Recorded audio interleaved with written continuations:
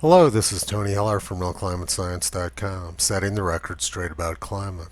I'm looking out the window this morning and we have a very red sky. Almost invariably here in Boulder, when we see a red sky in the morning, that means there's a storm on the way. We're currently under a winter storm watch here and expecting 6 to 14 inches of snow in the next couple of days. We've been getting hit with one snowstorm after another since early October. In the Bible, Matthew 16:3, Jesus said, "Red sky at night, sailors delight. Red sky at morning, sailors take warning." You find it easy enough to forecast the weather, why can't you read the signs of the times?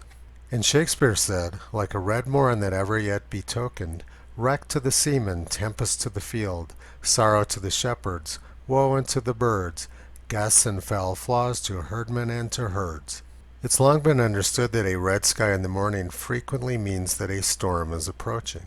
Now let's look why. I found this article at the Library of Congress. The article says, "Red sky at night, sailors delight." When we see a red sky at night, this means that the setting sun is sending its light through a high concentration of dust particles. This usually indicates high pressure and stable air coming in from the west. Basically, good weather will follow. But red sky in morning, sailors warning. A red sunrise can mean that a high-pressure system, good weather, has already passed, thus indicating that a storm system, low pressure, may be moving to the east. A morning sky that is deep fiery red can indicate that there is high water content in the atmosphere, so rain could be on its way. Jesus said it's easy enough to forecast the weather, but the National Oceanic and Atmospheric Administration seems to be having a little bit of difficulty. In NOAA's Winter Outlook, which they released a couple of weeks ago, they predicted warm weather across the country, particularly across the west and the south. The forecast has gotten off to a disastrous start. This is what the ski area at Flagstaff, Arizona looks like now. They had a record long season last year skiing until mid-May, and now they're having a record early season in the fall. Same story at the Sunrise ski area in Arizona, record early skiing. Similarly, North Carolina's Appalachian Ski Mountain is seeing record early skiing too. This is what the ski area at Taos, New Mexico looks like this morning. Now let's go back again and look at the NOAA winter forecast from 2 weeks ago.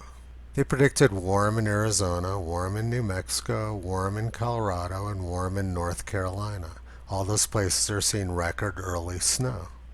4 years ago, the Boulder Weekly magazine issued this prediction: climate change in Colorado.